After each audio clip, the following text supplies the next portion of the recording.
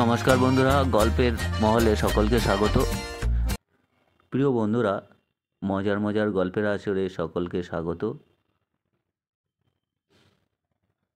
বন্ধুরা, আজ আমরা উপেন্দ্র কিশোর রায়চৌধুরীর ভারী সুন্দর একটি গল্পের নাম পাকা ফলার, এটি পাঠ করে তোমাদের শোনাবো।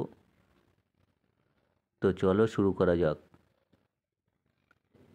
পাড়া গায়ে এক ফলারে বামুন ছিল। তাহাকে যাহারা নিমন্ত্রণ করিত তাহারা সকলেই খুব গরিব।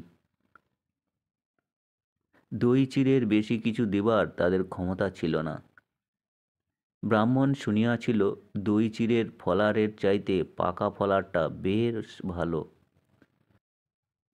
সুতরাং এরপর ফলারের নিমন্ত্রণ করিতে আসিল।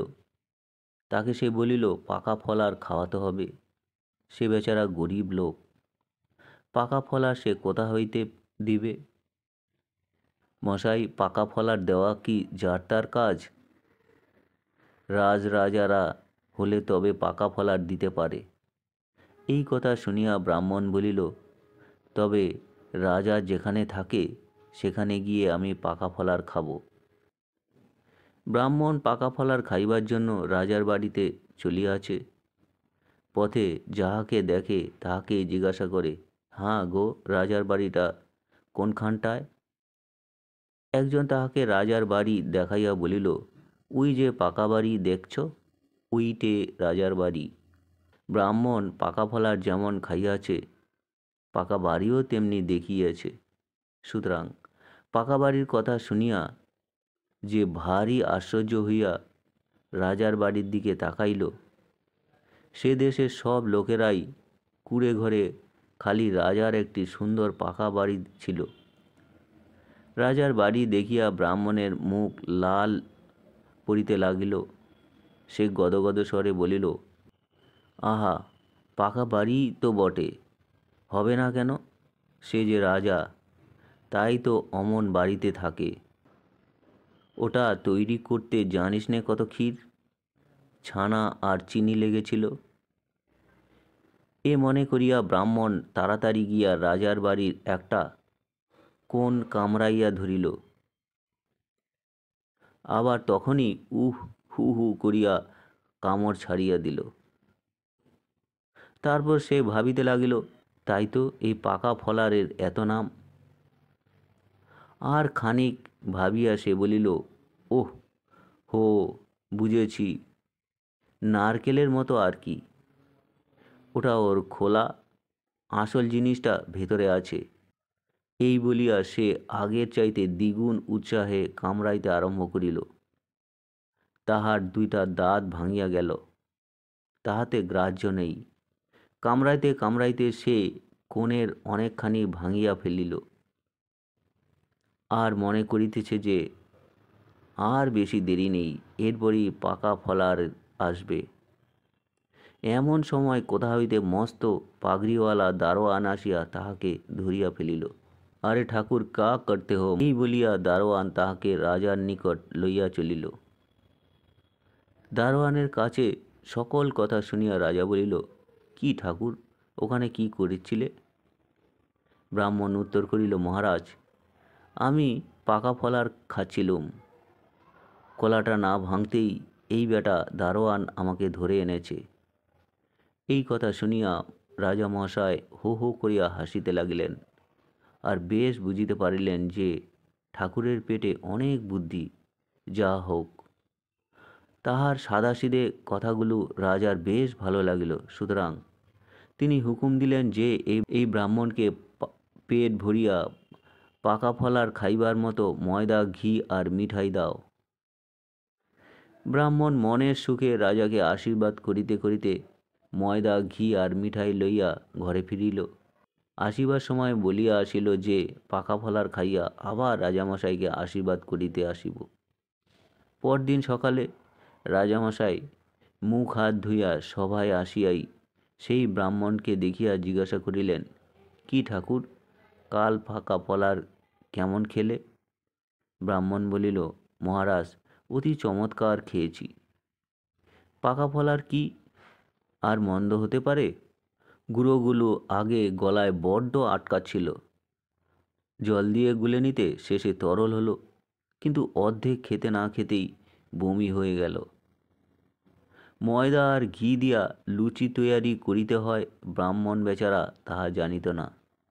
কাজেই ওই কাঁচা ময়দাগুলি ঘি আর মিঠাই দিয়া মাখিয়া খাইতে বিশেষ চেষ্টা করিল।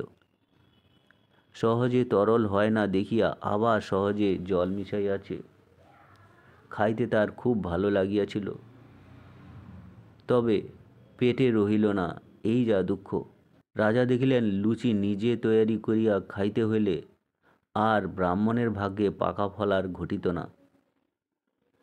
সুতরাং তিনি তাহার রসুইয়ে বামুনদের একজনকে ডাকাইয়া বলিলেন, এখান থেকে ময়দা ঘি তোমাদের বাড়িতে লুচি তৈয়ারি করে ওই ঠাকুরকে পেট ভরে পাকা ফলার খাইয়ে দাও।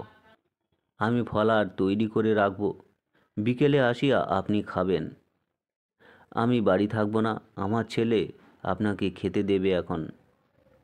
ব্রাহ্মণ রাজি হইয়া বাড়ি গিয়া বিকেলবেলায় জন্য অপেক্ষা করিতে লাগিল। রসুয়ে বামুনের সেই ছেলেটা ভালো লোক ছিল না, একটা চোরের সঙ্গে তার বন্ধুত্ব ছিল। রসুয়ে বামুন ফলারে বামুনের জন্য লুচি, সন্দেশ ইত্যাদি তৈরি করিয়া তাহার ছেলেকে বলিল, সেই লোকটি এলে তাকে বেশ করে খাওয়াস। তাহার ছেলে বলিল, তার জন্যে কিছু চিন্তা করো না, আমি তাকে খুব যত্ন করে খাওয়াবো এখন। রসুয়ে বামুন রাজবাড়ির রান্না করিতে চলিয়া গেল, আর তাহার ছেলে ফলারে বামুনের খাবারের আয়োজনে মন দিল।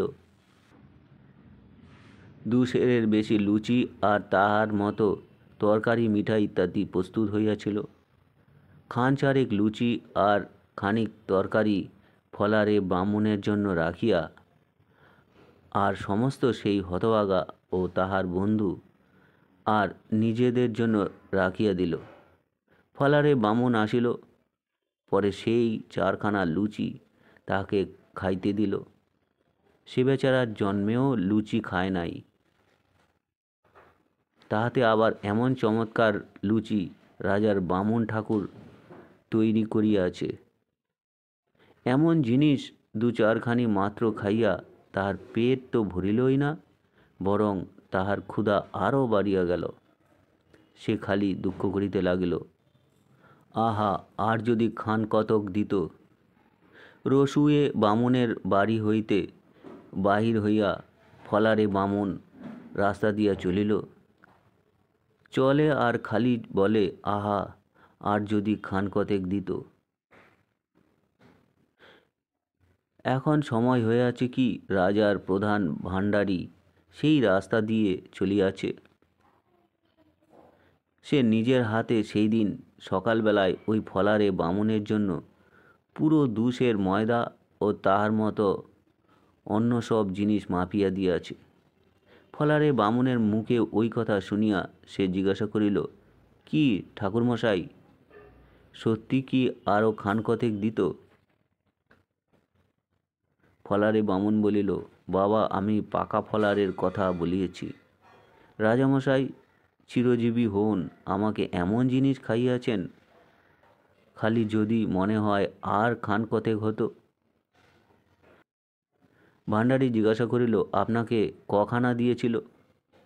ফলারে বামুন বলিল, 4খানি পাকা ফলার আমাকে দিয়েছিল, আর তাতে খুব চমৎকার লেগেছিল। ভাণ্ডারী বলিল, 2 সের ময়দায় তার চেয়ে বেশি লুচি হয়। আমার বোধ হচ্ছে ওই রসুয়ে বামুনের ছেলেটা বাকি লুচিগুলো মাচায় তুলে রেখেছে। আপনি আবার যান, দেখবেন আপনার লুচি সেখানে আছে। ব্রাহ্মণ বলিল, তাই নাকি বাপু, তুমি বেঁচে থাকো। হতভাগা বাদর, শয়তান, পাজি, বলতে বলতে ব্রাহ্মণ সেই রসুয়ে বামুনের বাড়ির পানে ছুটিল।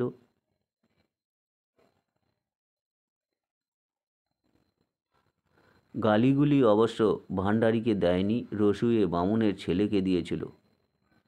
রসুয়ে বামুনের ছেলে ফলারে বামুনকে 4খানি লুচি খাওয়াইয়া বিদায় করিয়াছে।